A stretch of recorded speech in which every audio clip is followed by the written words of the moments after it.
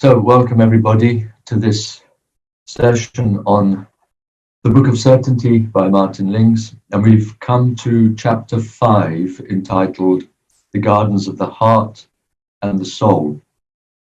And what I think I'll do is just read the first 2 pages, in fact about half of the chapter, then I'll stop and I'll see if there are any questions, and then we'll carry on. Chapter 5, The Gardens of the Heart and the Soul. And for him that feareth the high degree of his Lord, there are 2 gardens. Therein are 2 fountains flowing. Therein of every fruit there are 2 kinds.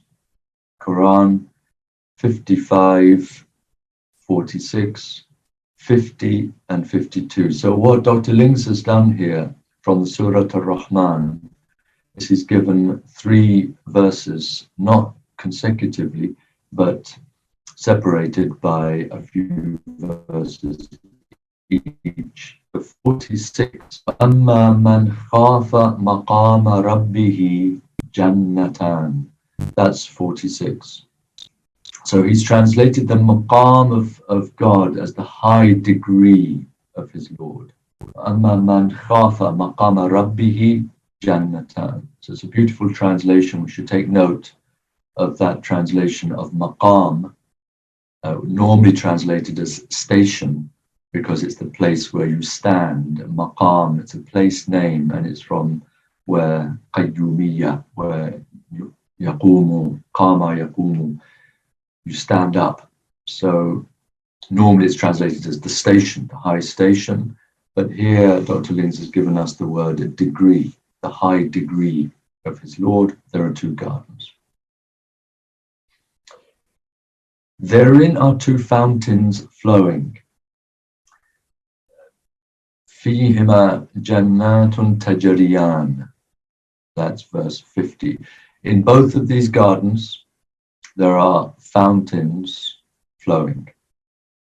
And take careful note of the word flowing here, because it's going to be very important to distinguish what the fountains are doing in these 2 lower gardens compared to what the fountains are doing in the 2 higher gardens. The gardens, if you remember, of the spirit and the essence.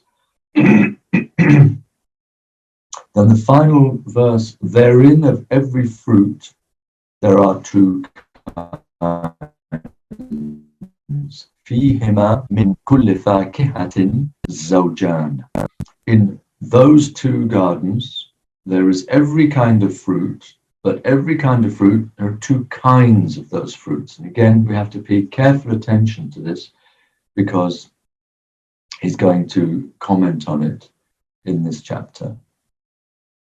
So now we come on to Dr. Lings's text itself. The Garden of Eden, which for primordial man was the macrocosm, corresponds to the inward paradise of his soul. But since his soul has in its heart the eye of certainty, which transcends its other elements, it may also be said to consist of 2 paradises. The higher of these, the garden of the heart, will then correspond to Eden's innermost precinct, where flows the fountain of immortality, while the lower, the garden of the soul, will correspond to the rest of the earthly garden. Together, these 2 inward paradises make up the degree of human perfection. And since this degree marks the first stage in the traveller's journey, it is evident that the fear spoken of as leading to these paradises is the very fear which was said by Solomon to be the beginning of wisdom. And in the words of the commentator, fear is one of the qualities of the soul, one of its phases, when it is lit with the light of the heart. So here we're talking about this فَأَمَّا مَنْ خَافَ مَقَامَ رَبِّهِ جَنَّتَانِ, talking about this quality of fear, the one who has real fear in the sense of awe and being kind of awestruck, almost like with haiba. You're awestruck, and therefore your faculties are oriented to that reality, not just in the lower sense of being frightened or afraid or something. It's much more a quality of orientation with awestruck awareness of the majestic dignity of the absolute, and of the, quote, fear of doing or being something that is not in conformity with that. So that's why Solomon says fear of God is the beginning of wisdom. And it's also a hadith, makhafat Allah ra'sul hikmah, that makhafa is the, in fact, in this hadith, Ra's is the head, the chief, the capital, the height of wisdom. So here, makhafa is not like just the beginning of wisdom, but that makhafa, that awestruck quality that you have in the face of the absolute, and that it's almost like a bewilderment, hayra, as well as hayba, that you're awestruck and you're bewildered. And Ibn Arabi refers to that station not just as the beginning of wisdom, but he says this is the highest maqam, the highest degree, the highest spiritual station of the Arafat. And they go through all of the other stations of love and knowledge and so on until they come back to what apparently is the beginning, which is now the final end, that you're so bewildered that it's you're awestruck again, and there's a kind of fear in the metaphysical sense and not just the emotional sense. So I'll carry on. Like the difference between the two higher paradises, the difference between the garden of the heart and the garden of the soul is shown by the fruits which are found in each. The commentary is as follows. Now, this is the commentary of Reza Shah-Kazemi. Therein of every fruit of the delicious objects of the perception, there are two kinds, of which the one is particular, being known and wanted, whereas the other is universal and strange. This word wanted, it's an old English word. It's something to which you're accustomed.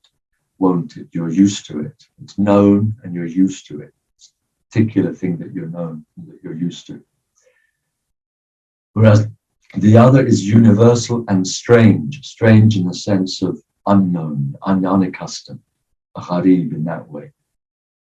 For verily every universal idea that the heart perceiveth hath a particular image in the soul, nor is there anything perceived by the soul that hath not its archetype in the heart.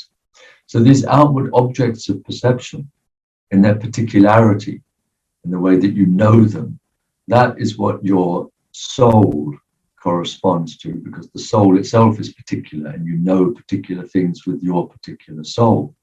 But the heart contains the archetype of the image that the soul perceives. The heart contains the archetype, and that's why the soul can perceive and recognize particular objects, because within its own heart it contains the archetype of those things. So there's archetype symbol or archetype to particular thing corresponding to heart, which knows the universal archetypes, and the soul, which knows the particular things. That's the end of the extract from Kazemi. Now back to Dr. Lings. As regards the fountains, it will be remembered that those of the two higher paradises are described not as flowing like those of the heart and the soul, but as gushing. This is a very important point that's coming up now. If you remember, the gushing is nadbahatan. So in the two higher paradises that come later on, min dunihima jannatan, mudhamatan, fihima aynani naddakhatan. So this gushing of the two higher fountains in the higher paradises is to be contrasted with flowing, tajariyan, the ordinary word for flowing. So in other words, the fountain of the spirit is not represented as drawing its waters from the garden of the essence, but like the supreme fountain, as spouting forth of itself. So this nadakhatan in the two higher paradises, obviously the higher of the two, which is the garden of the essence, then the garden of the spirit. Dr. Lings is saying here, saying that these fountains seem to be gushing forth from themselves. But this must not be taken to imply, however, that the spirit is in any sense independent of the essence, but rather that there is a break of continuity between the supreme paradise and all that lies beneath it. It's like between the garden of the essence, which is like the absolute, pure infinitude, and everything beneath, there is this incommensurability, an abyss, a gulf, no way in which the mind can conceive of how that gulf could be breached between the pure absolute and everything that is other than the pure absolute. In view of the closeness of earthly continuity, the same might be said of every paradise, but compared with the ultimate break of all connections whatsoever, there is nonetheless a certain relative continuity between the three lower paradises, and this is expressed in the relationship between their fountains. So there's the three lower paradises that have a subtle continuity, even though there is a break of sorts, an existential break of sorts between the higher two and the earthly paradise. But as compared with the radical incommensurability, which means lack of common measure between the garden of the essence and everything else, that difference between earth and heaven is something relative. Thus, with regard to the gardens of the heart and the soul, the verse, "There are two fountains flowing," is commented. And this is now the commentary of Kashani, flowing from the garden of the spirit. So it's flowing from the garden of the spirit into the gardens of the heart and the soul.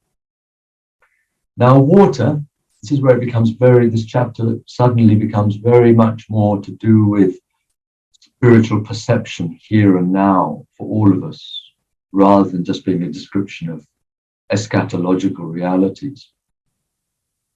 Water, in virtue of its transparency and its spontaneous motion, is parallel to light as a symbol of spiritual knowledge.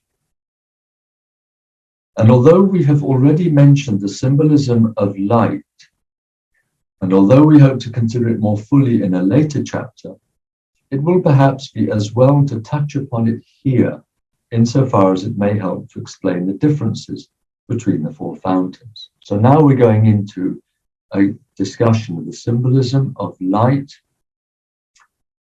in terms of its similarity with the symbolism of water, because both, in virtue of their transparency on the one hand and their what Dr. Lings calls spontaneous motion, they can be compared to knowledge. So now we're going to go into a discussion of these fountains of water gushing, flowing, and how they can help us to understand the nature of spiritual perception, of knowledge. It is light itself which corresponds to the fountain of the essence. Pure light, nur, that's the garden of the essence. The fountain of the garden of the spirit, that is, the spirit itself, is symbolized by the sun. The fountain of the garden of the heart, which according to the commentary is the eye of the universal perceptions. Remember, we had that the heart sees things in their universal aspect and the soul sees things in their particular aspect. The fountain of the garden of the heart has already been identified with the eye of certainty. Remember, in Arabic, it's a nice play on this because ayn means both eye and fountain, as well as essence, archetype, and so on. So the garden of the heart corresponds to the eye of certainty, the ayn al-yaqeen. And this is nothing other than the fountain of immortality. It is symbolized by the moon. So the garden of the spirit is symbolized by the sun, this fountain that comes from the garden of the spirit. The water that flows is like the light that radiates from the sun. And in the garden of the heart, the water that flows in that fountain is like the light that is reflected by the moon from the sun. So this is a beautiful analogy to help us to understand the relationship between the two sets of gardens. The light of the sun coming from the garden of the spirit and its fountain water, which in its transparency and spontaneous motion is like a radiation of the light of the sun, and they both represent spiritual knowledge. And then in the garden of the heart, which receives this light, its fountain and its flowing water is like the light that emanates from the moon, which is a reflection from the light of the higher luminary, which is that of the sun of the spirit. It is symbolized by the moon. And indeed, the light flowing from this fountain may well be said to gush forth from the sun, and then to flow from it to the moon, whence it flows to various objects, which in their turn, according to their aptitude, may serve to reflect it again. And any such point of contact between a ray of moonlight and a reflective object may be taken as a symbol of the fountain of the soul. Now, this is how it becomes extremely beautiful. We have this image of the sun of the Supreme Spirit, which renders manifest, spiritually and metaphysically speaking, the light of the essence. The light of the essence is always in this supreme darkness, it's unknown through its superabundance of light, and it's contained infinitely within itself. But insofar as the hidden treasure of the essence loves to make itself known, it does so through its self-manifestation as the spirit, the logos, the ruh, the archangel, however you want to symbolize it. And that spirit, the ruh, that garden of the spirit, the fountain of the spirit, is symbolized by the sun. The sun's light streams, it gushes forth. And then it illuminates the moon, which is in the garden of the heart. The heart receives that light, just like the light of the moon comes from the sun. And then the moon itself casts light, but it's now a flowing light, Ajriyan, on reflective objects on earth. Anything on earth that can absorb and reflect back the light of the moon. And those objects that reflect back the light of the moon are in the garden of the soul. So you see how beautifully we can understand. At first, this is extremely complicated. Reading this just straight off, very complex. It's like, oh my goodness, what's going on? But then when you see it in terms of the imagery, it all suddenly makes sense. Becomes very, very easily intelligible and inspiringly so. So then all the objects on earth in the garden of the soul are reflective, to the extent that they reflect the light of the moon, which itself is reflecting the light of the sun.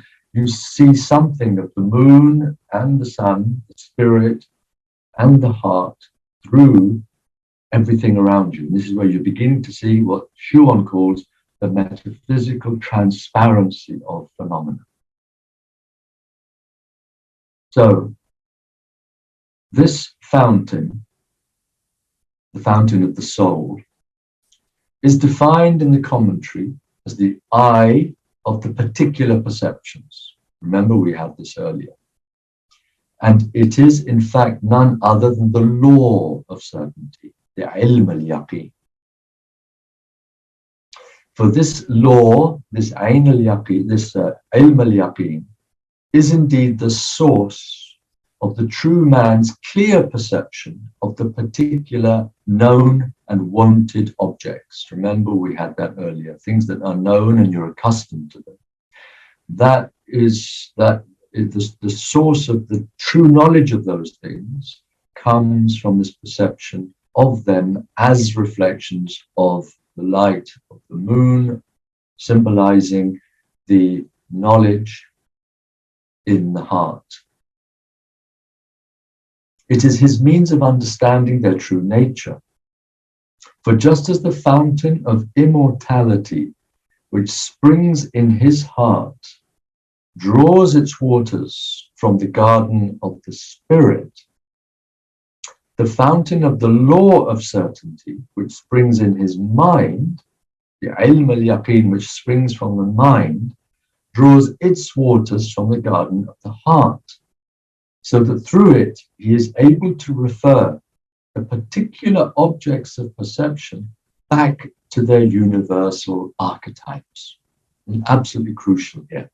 And it's so important to appreciate at this point the imagery of flowing water, how the flow, the ebb and the flow, you might say, of the waters from these fountains is such a beautiful image, helping us to understand the movement from the particular to the universal. We can make this movement from the particulars around us back to their universal archetypes by means of a kind of flow of spiritual intuition, by a kind of reabsorption of our spiritual perception back into the archetypes, whence, from which those particular things flowed in the first place. So it's like entering back into the ebbing of those objects after they have flown from, they've been flowing down from the higher with and as the higher waters. And we put ourselves into that slipstream, but now going back up vertically in this gravitational attraction of those universal archetypes vis-a-vis the particular objects that manifest them. So that through it, through the, now let's just start a bit further back again. The fountain of the law of certainty, the fountain of the ilm al-yaqeen, which springs in his mind, draws its waters from the garden of the heart, so that through it, he is able, through the garden of the heart, he is able to refer the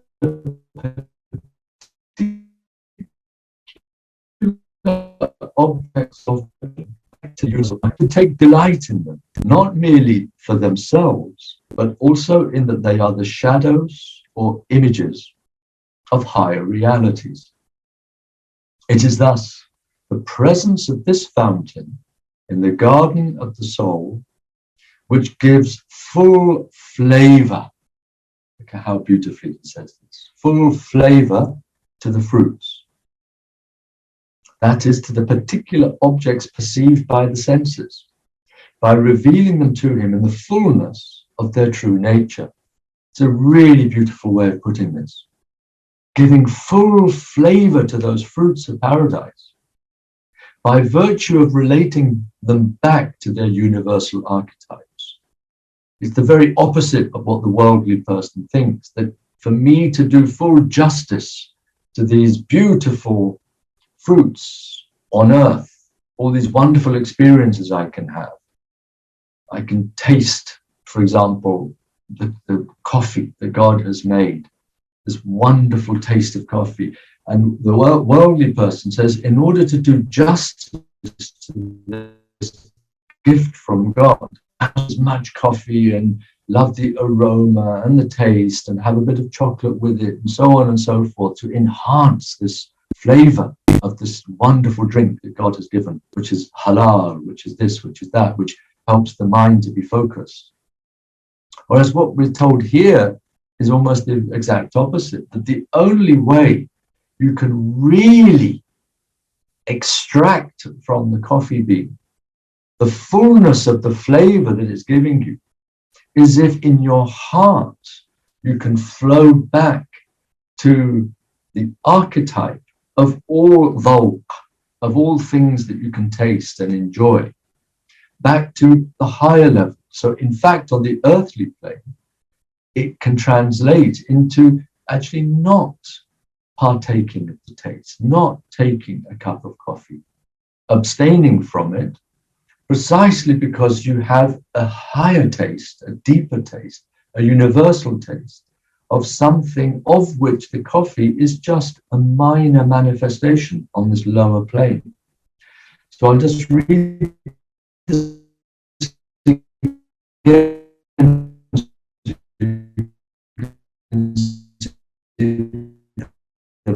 The beauty of this image. The flavor of the fruits. That is, to the particular objects perceived by the senses, by revealing them to him in the fullness of their true nature. Now here, let's go from the rather prosaic example of coffee to the more appropriate one of flowers, the experience of the beauty of the colors of flowers.